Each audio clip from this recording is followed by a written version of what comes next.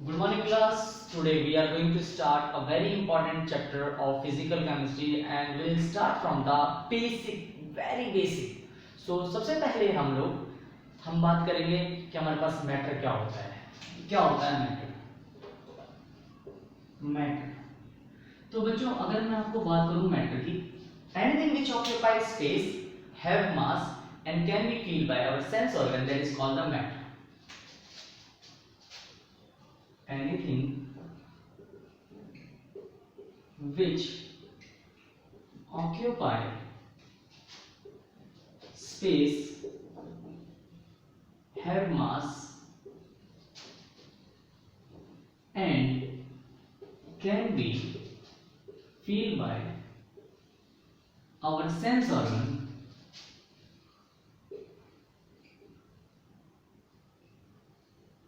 is called matter. Matter बताया जाता है कोई भी एक ऐसी चीज जो कोई जगह घेरती हो, जिसका कुछ वजन हो और फील करें सेंस ऑर्गन से, that is called the matter. जैसे कि मेरे पास मार्कर है, मार्कर ने कुछ स्पेस कवर कर रखा है, इसका कुछ वजन है, अगर इसको किसी को फेंक के मारे तो चोट लग जाएगी, that is called the matter. अच्छा, अब बात करते हैं क्लासिफिकेशन ऑफ मैटर की. मैं बिल्कुल प्योर केमिस्ट्री की बात करूंगा. There are two type classification जो होता है मैटर का classification on the basis of physical properties कर सकते हैं और on the basis of chemical properties कर सकते हैं. So on the basis of physical properties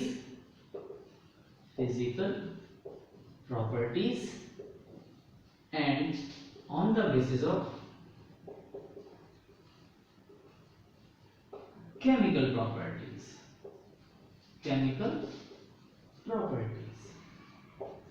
देखिए फिजिकल प्रॉपर्टीज क्या होती हैं.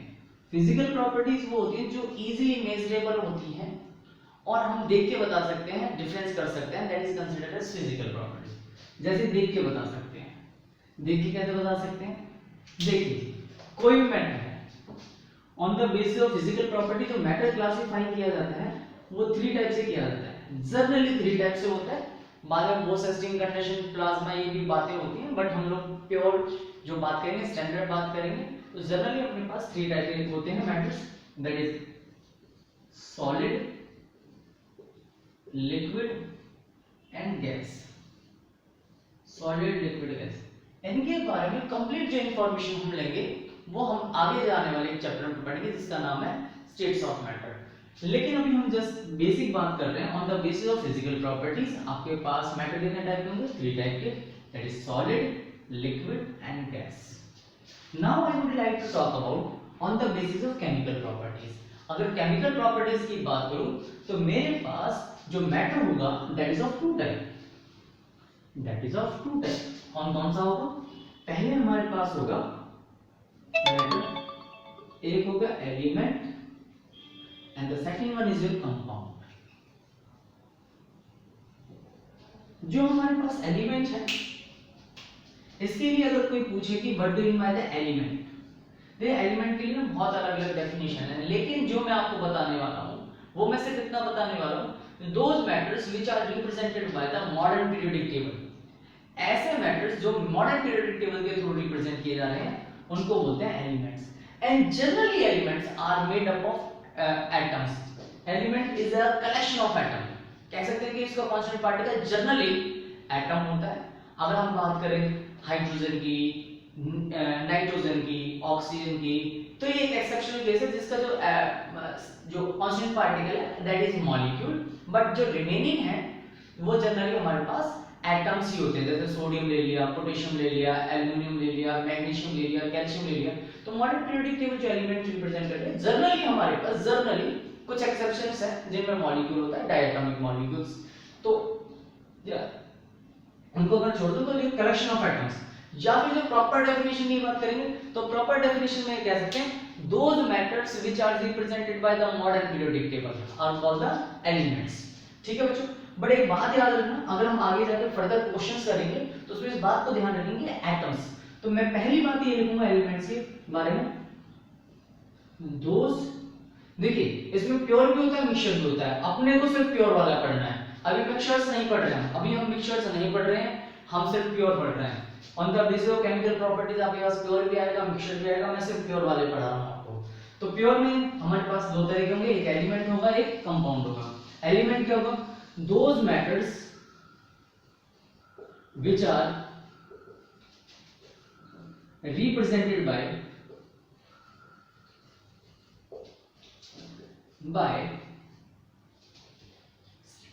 modern periodic table MPT, modern periodic table, उसे हम बोलेंगे एलिमेंट्स। इसके बारे में जो मेन बात है, generally it is a collection of atoms, generally it is a collection of atoms,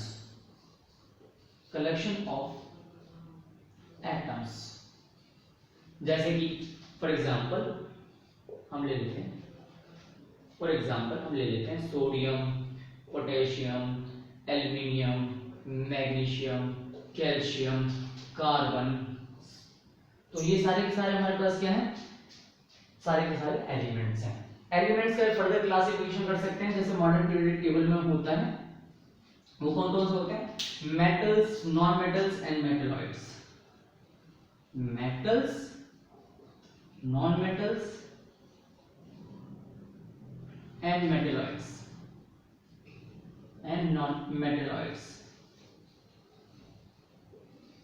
इसके बारे में इतना ही काफी सफिशिएंट है। हम फिजिकल केमिस्ट्री पढ़ने वाले हैं, तो हमें इतना ज्यादा थ्योरी के बारे में जानने की जरूरत नहीं है। अब बात करेंगे कि कंपाउंड क्या होता है। कंपाउंड में सिर्फ इतनी सी बात याद रखेंगे, कलेक्शन ऑफ मॉलिक्यूल्स को हम कंपाउंड बोलेंगे। कलेक्शन ऑफ मॉलिक्यूल्स को हम क्या बोलेंगे? कंपाउंड। कलेक्शन ऑफ मॉलिक्यूल्स जो है वो कंपाउंड होगा। फॉर एग्जांपल मैं एक एग्जांपल देता हूं। फॉर एग्जांपल मैंने H2O का एक मॉलिक्यूल ले लिया, तो ये मॉलिक्यूल, लेकिन अगर अपने पास बहुत सारे मॉलिक्यूल्स है वाटर के, तो उसको हम क्या बोलेंगे? बहुत सारे मॉलिक्यूल H2O के, तो उसे हम क्या बोलेंगे? कंपाउंड। एक मॉलिक्यूल है अमोनिया का रखा हुआ, NH3 का रखा हुआ, एक मॉलिक्यूल, सिंगल मॉलिक्यूल रखा हुआ है अमोनिया का NH3, तो इसे क्या बोलेंगे? Single molecule. लेकिन if there is large number of molecules of NH3, then we will call it compound. So I hope आपको ये वाली बात समझ में आ गई होगी कि कंपाउंड क्या होता है, एलिमेंट क्या होता है। एलिमेंट में जो हम मेन स्टडी करने वाले हैं मोल कांसेप्ट में हम इसे इतना ही जानेंगे कि एलिमेंट के अंदर कलेक्शन ऑफ एटम्स होता है। क्या होता है? Collection of atom. जल्दी से आप इसे लिख लीजिए, फिर हम आगे शुरू करते हैं। चलिए, आई होप आपने लिख लिया होगा। अब हम शुरू करते हैं आगे।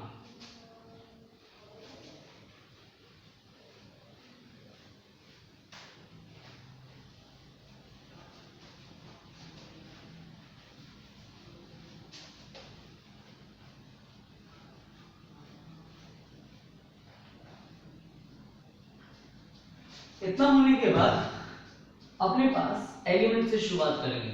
अब वो उसमें भी कंपाउंड भी होते हैं, दो टाइप के होते हैं, ऑर्गेनिक होता है, इनऑर्गेनिक। उस लफड़े में हमें जाना, छोटी क्लास में हम पढ़ चुके हैं। अब मैं सीधा अपने मेन टॉपिक पे आता हूँ। देख लीजिए, जो एलिमेंट्स हैं वो बने हुए हैं एटम से। किससे बने हुए हैं?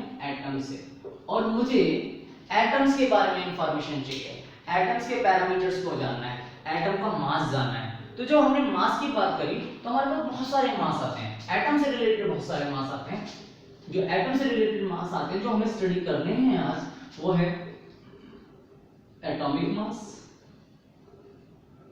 सेकंड का हम यूज करेंगे gram atomic mass, gram atomic mass. Then gram atomic mass को आप 1 ग्राम एटम भी बोलते हैं, 1 ग्राम एटम। इसके बाद जो हम वर्ड यूज करेंगे, वो यूज करेंगे relative atomic mass, relative atomic mass. Then हम यूज करेंगे एक और वर्ड मास के लिए, average atomic mass, average atomic mass. Then हम एक और बढ़िया सा नाम यूज करेंगे, that is mass number, mass number. And the sixth one आपके पास जो आएगा, that is molar mass, molar mass।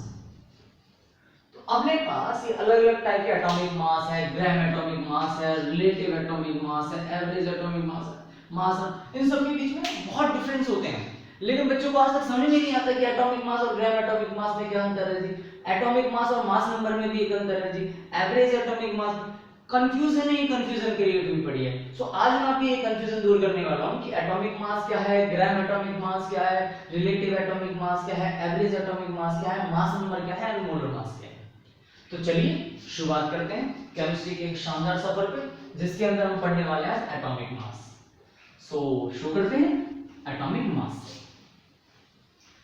देखिए बेटे, पहले मैं आपको एटॉमिक मास की एक डेफिनेशन बता दूंगा और फिर मैं उसको एक्सप्लेन करूंगा कि ये डेफिनेशन सही है या गलत है। ठीक है जी, चलिए अब जो मैं पढ़ाने वाला हूं आपको वो पढ़ाने वाला हूं atomic mass.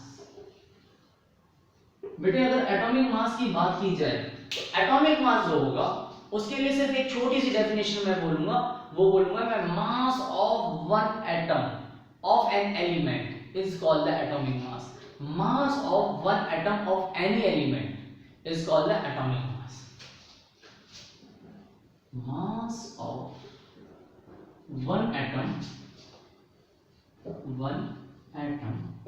of any element is called atomic mass. Mass of one atom of any element in AMU, एक वर्ड और जोड़ लीजिए, in AMU is called atomic mass, is called atomic mass. Mass of one atom of any element in AMU is called the atomic mass. अब confusion ये आ रही होगी कि sir atomic mass क्या होता है। सो मैं शुरुआत करता हूँ कि एटॉमिक मास में AMU, कंफ्यूजन ये आ रही होगी सर AMU क्या होता है, ये AMU क्या है, ये AMU। तो आज शुरुआत करते हैं AMU। देखिए जब शुरुआत हो रही थी, डाल्टन ने एटम के बारे में डिस्कवरी करी तो उसका मास कैलकुलेट करना था। तो मास कैलकुलेट करने के लिए जैसे कि आजकल भी होता है, पुराने जमाने में भी होता था, हमें एक स्टैंडर्ड रेफरेंस यूनिट की जरूरत पड़ती है। किसकी जरूरत पड़ती है? एक स्टैंडर्ड रेफरेंस यूनिट की।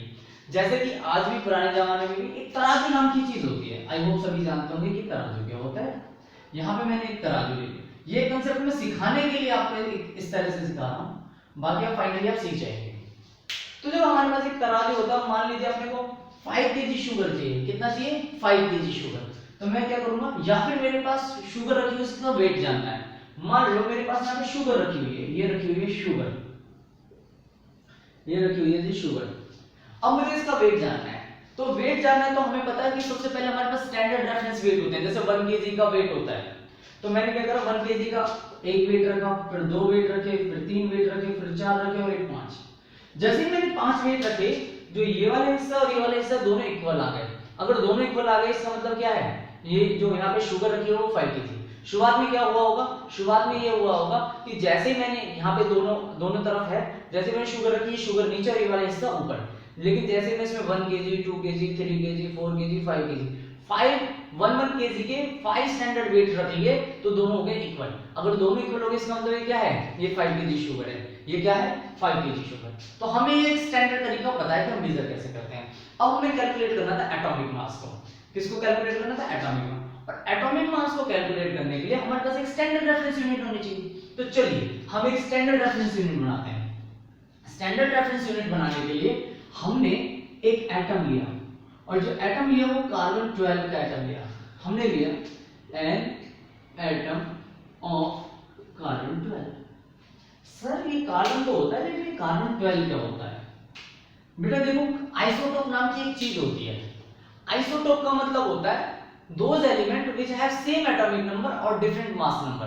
ऐसे एलिमेंट जिनका एटॉमिक नंबर क्या रहे, सेम रहे, लेकिन मास क्या हो जाए, अलग अलग हो जाए। जैसे कार्बन है, कार्बन का एटॉमिक नंबर 6 ही रहेगा, लेकिन कार्बन का मास 12 भी हो सकता है और कार्बन का मास 14 भी हो सकता है। तो जो ये कार्बन 12 है और कार्बन 14 है, तो ये दो आइसोटोप है कार्बन के। हमने कौन सा आइसोटोप लिया है? हमने 12 लिया है। हमने कौन सा लिया है? 12। सो हमने जो शुरुआत में स्टैंडर्ड रेफरेंस यूनिट के लिए एक एटम लिया, वो हमने लिया एन एटम ऑफ कार्बन 12। इतना होने के बाद हमने कार्बन के टुकड़े टुकड़े कर दिए, हमने इसके 12 हिस्से किए हैं, 12 इक्वल पार्ट्स। तो देखिए जैसे मैं इसके 12 इक्वल पार्ट्स करता हूं, ये देखिए मैंने इसके 12 इक्वल पार्ट्स कर दिए। जो 12 इक्वल पार्ट किए उसमें से एक पार्ट मैंने निकाल लिया, मान लो ये वाला पार्ट निकाल लिया, ये वाला पार्ट निकाल लिया। जो ये पार्ट निकाला है इसका मुझे मास पता होना चाहिए।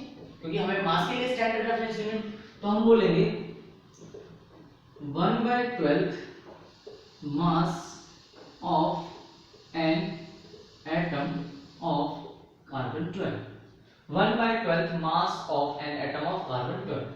यहां तक की बात समझ में आ गई? यहां तक की जो बात समझ में आई है, ये हमने एक स्टैंडर्ड रेफरेंस यूनिट बनाई है। क्या बनाई है बच्चों? इसको हम बोलेंगे स्टैंडर्ड रेफरेंस यूनिट। जो हमने ये लिया है इसे हम बोलेंगे स्टैंडर्ड रेफरेंस यूनिट। जो स्टैंडर्ड रेफरेंस यूनिट है इसका नाम है 1/12 mass of an atom of carbon 12। अब इतना बड़ा नाम हमें चाहिए, देखो हम किलोग्राम भी नहीं बोलते, हम क्या बोलते हैं? केजी बोलते हैं, ग्राम भी नहीं बोलते, जी बोलते हैं। तो हमने ना इसको भी एक निकनेम देना है। जो इसको निकनेम दिया मैंने नहीं, साइंटिस्ट ने जो इसको निकनेम दिया वो इसको निकनेम दिया AMU। क्या नाम दिया बच्चों? AMU। AMU मतलब एक एटम के मास की यूनिट। यूनिट तो निकाल रहे हैं मास की हम, तो इसको हमने नाम दिया AMU। AMU बोले तो एटॉमिक मास यूनिट, एक एटम के मास की यूनिट। तो इसकी जो फुल फॉर्म आती है वो आती है एटॉमिक मास यूनिट, यानी कि एक एटम के मास की यूनिट। चलिए ये मैंने एक रेफरेंस यूनिट बना लिया। अब क्या करते हैं? अब हमारे पास आएगा कि अब मुझे वेट मेजर करना शुरू करना है। तो मैंने क्या करा, इस तरह जो कि इस तरफ मैंने एक एटम रख दिया सोडियम का। फॉर एग्जांपल मैंने एक सोडियम का एक एटम रख दिया। जैसे ही मैं सोडियम का एटम रखूंगा, जैसे ही मान लो ये सोडियम का एटम रख दिया मैंने ये एक एटम रख दिया सोडियम का, और ये रहा तराजू। जैसे सोडियम के नीचे सोडियम का एटम रखा, ये नीचे ये ऊपर, सही बात। अच्छा, इतना होने के बाद जो ये वाला हिस्सा ये ऊपर है, अगर मैं इसमें स्टैंडर्ड रेफरेंस यूनिट रखना शुरू कर दूं, स्टैंडर्ड रेफरेंस यूनिट क्या अपने पास? स्टैंडर्ड रेफरेंस यूनिट है AMU, जो कि एक छोटा सा हिस्सा है। मैंने यहाँ पे छोटा सा एक AMU रखा, फिर दूसरा AMU रखा, फिर तीसरा AMU रखा, फिर चौथा, ऐसे करते करते करते करते जब मैंने 23 AMU यहाँ पे रख दिए तो सोडियम का मास 23 AMU के बराबर है। यहाँ पे ऐसे था पहले ये 1 2 3 4 5 ऐसे करते करते 23 रखे। कितने रखे? 23। तो जैसे मैंने 23 AMU रख दिए तो एक सोडियम के एटम के बराबर आ गया। जैसे एक एटम सोडियम के बराबर आ गया तो मैं ऐसा बोल सकता हूं, क्या मैं ऐसा बोल सकता हूं? मास of one atom of sodium that is equal to 23 AMU। क्या आपको ये वाली बात समझ में आई? क्या आपको ये वाली बात समझ में आई कि mass of one atom of sodium is 23 AMU? अगर आपको ये बात समझ में आ गई तो एटॉमिक मास की डेफिनेशन पे चलेंगे। हमने बोला था मास of one atom of any element in AMU। एक एटम का मास AMU अगर हम निकाल दे तो उसे बोलेंगे एटॉमिक मास, यानी कि mass of one atom of sodium that is equal to 23। इसको मैं क्या बोल सकता हूं? इसको मैं बोल सकता हूं एटॉमिक मास। क्या बोल सकता हूं? Atomic mass. तो समझिए, अगर मैं कभी ऐसे लिख देता हूं sodium is equal to 23 AMU तो आपको बात समझ में आ जाएगी कि मेरे पास ये एटॉमिक मास की बात कर रहा है। किसकी बात कर रहा है? एटॉमिक मास की। क्या आपको ये वाली बात क्लियर हुई? तो mass of one atom, AMU क्या है जी? AMU एक स्टैंडर्ड रेफरेंस यूनिट है that is equal to 1/12 mass of an atom of carbon 12। बात समझे? थोड़ा सा और एग्जांपल लेते हैं। अगर मैं सोडियम ना लेके मान लो मैं यहाँ पे एल्युमिनियम ले लेता, जैसे मैं यहाँ पे एल्युमिनियम लेता, ये वाला हिस्सा खाली, इस पे एल्युमिनियम, तो ये हिस्सा नीचे ये ऊपर, तो मैंने एक AMU रखा, 2 रखा, 3 रखा, 4 रखा, 5 6 7 ऐसे रखते रखते जब मैंने 27 AMU रख दिए, 27 AMU रख दिए, तो दोनों का वेट क्या हो गया?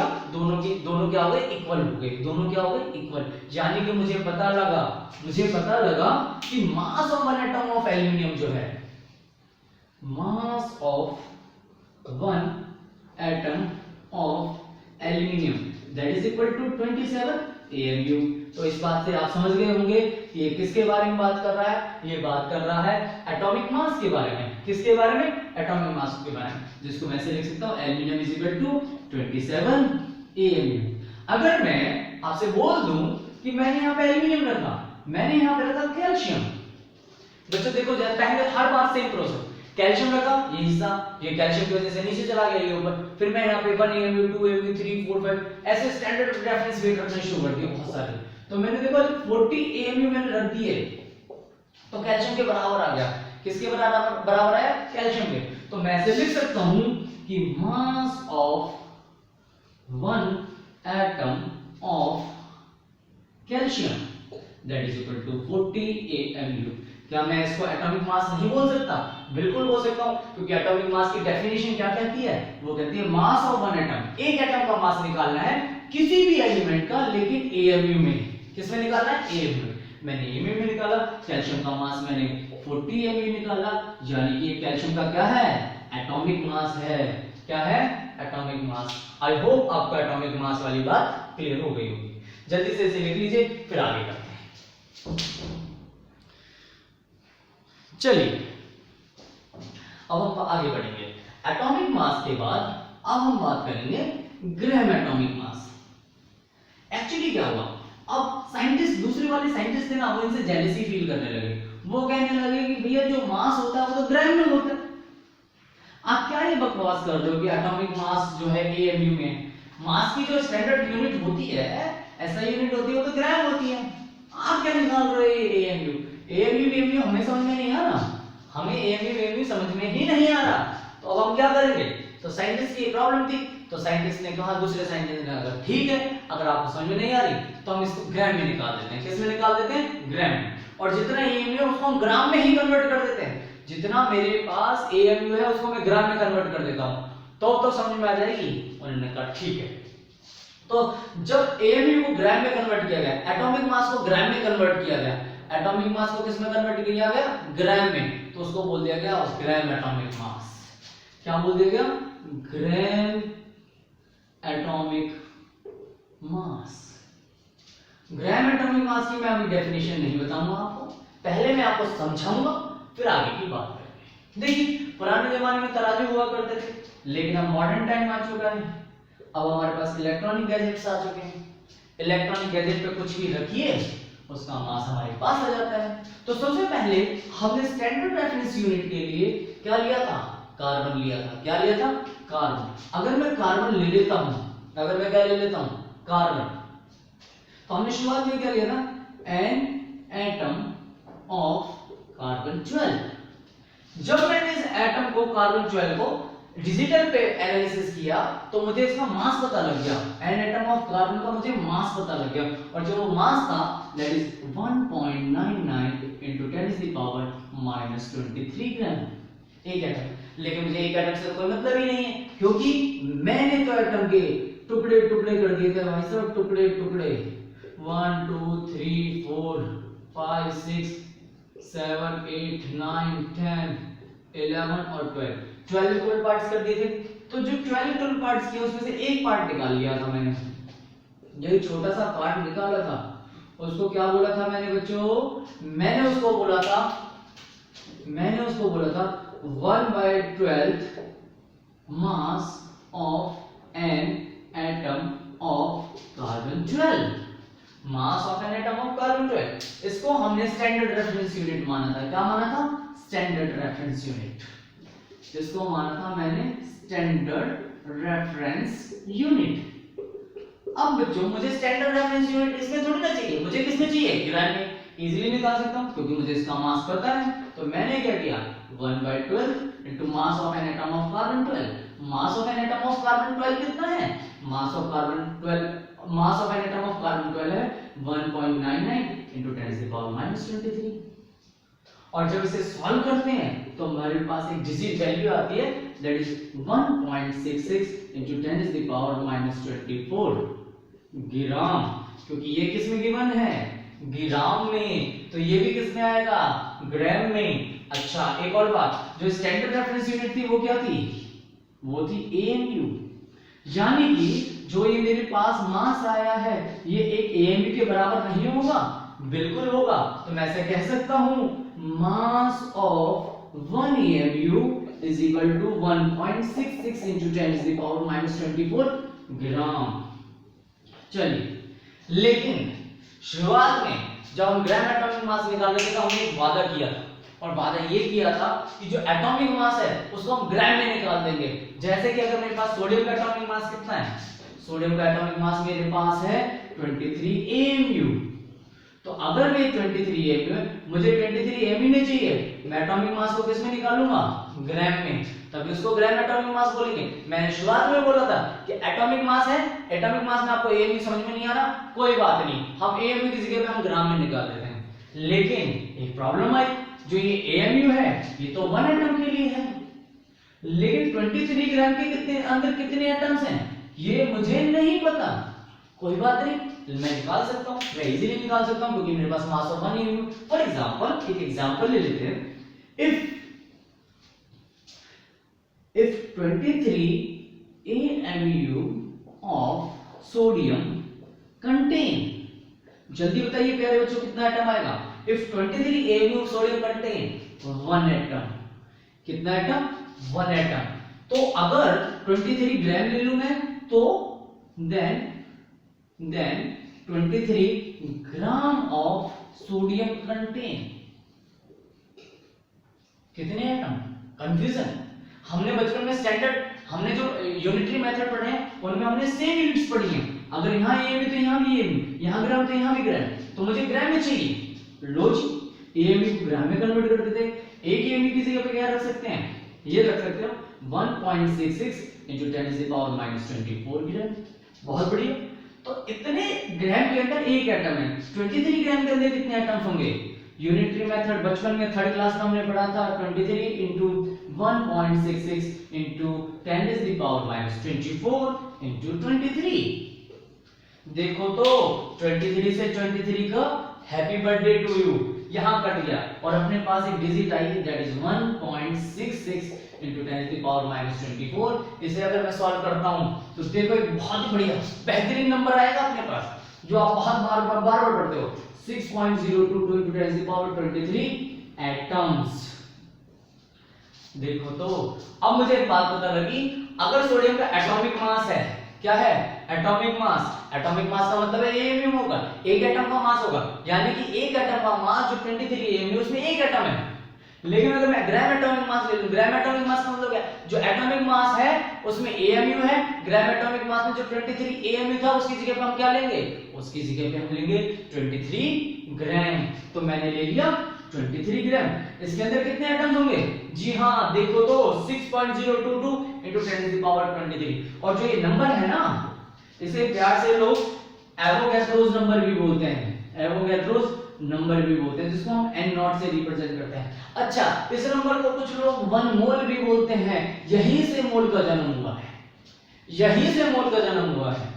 ये वाली बात समझ में आई आपको। एक और एग्जांपल ले लेते हैं, चलिए ये वाला लिख लीजिए आप। एक और एग्जांपल लेते हैं बहुत ही प्यारा सा।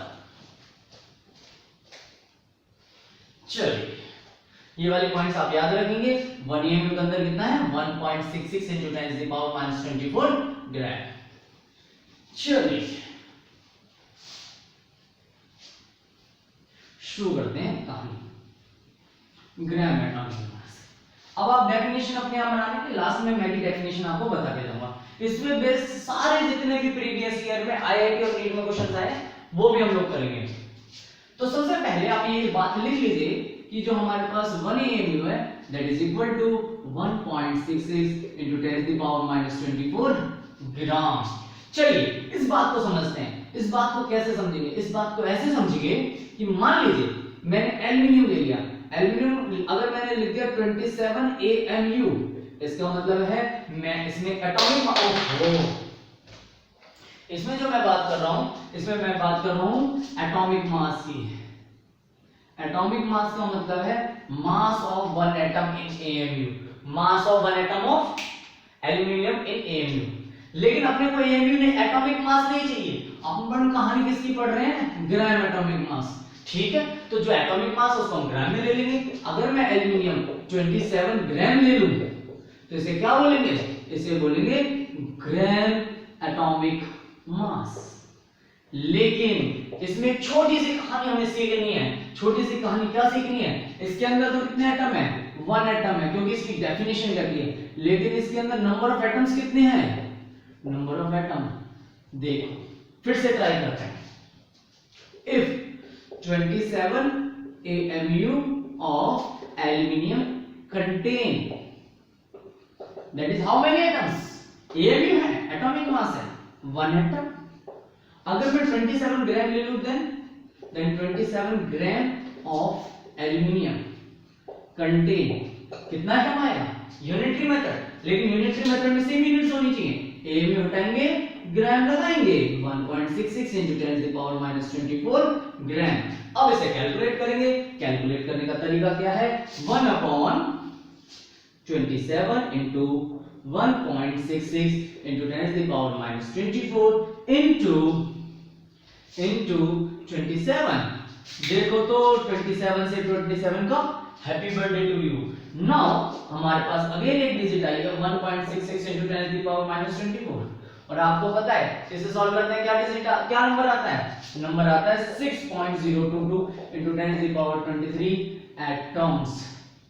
यानी कि हमारे पास एक कंक्लूजन आ गया है कि जब कभी भी एएमयू को ग्राम में कन्वर्ट करेंगे, अगर कोई एलिमेंट का एटॉमिक मास है उसको ग्राम एटॉमिक मास में लेंगे, तो जो नंबर ऑफ एटम्स होंगे वो होंगे 6.022 into 10 to the power 23 atoms. हमेशा हमेशा हमेशा हमेशा इसको हम 1 मोल ऑफ एटम भी बोल सकते हैं। क्या बोल सकते हैं, 1 मोल ऑफ एटम, क्योंकि हमें पता है जैसे डजन का मतलब 12 होता है, वैसे ही 6.022 into 10 to the power 23 का मतलब क्या होगा, इसका मतलब होगा 1 मोल, और ये है आपका ग्राम एटॉमिक मास। आई होप आपको बात समझ में आ गई होगी, लेकिन फिर भी मैं एक और पॉइंट समझाना चाहता हूं आपको।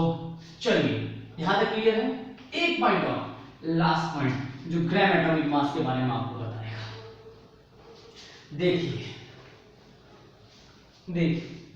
अगर मैं यहां पे लिख दूं x और यहां लिख दूं 30 AMU और यहां लिख दूं 30 ग्राम, क्या इन दोनों में आप डिफरेंशिएट कर सकते हैं?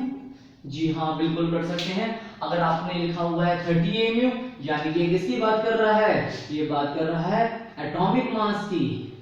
अगर जितना AMU उतना ही ग्राम लिख दिया, इसका मतलब ये क्या है, ये बात कर रहा है ग्राम एटॉमिक मास।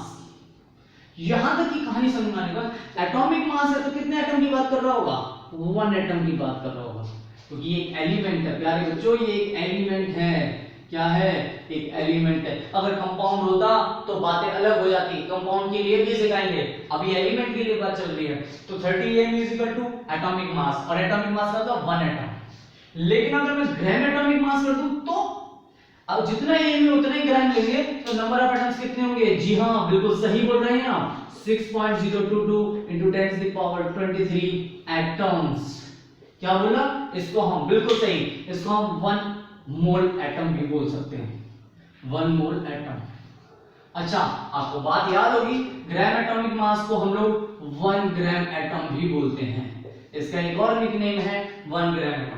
तो अब मुझे कोई अगर पूछे कि ग्राम एटॉमिक मास क्या होता है, तो हम सीधा सीधा बोलेंगे mass of any element, mass of 6.022 into 10 to the power 23 atoms of any element in gram is called the gram atomic mass। फिर से बोल रहा हूं, mass of 6.022 into 10 to the power 23 atoms of any element in gram is called the gram atomic mass।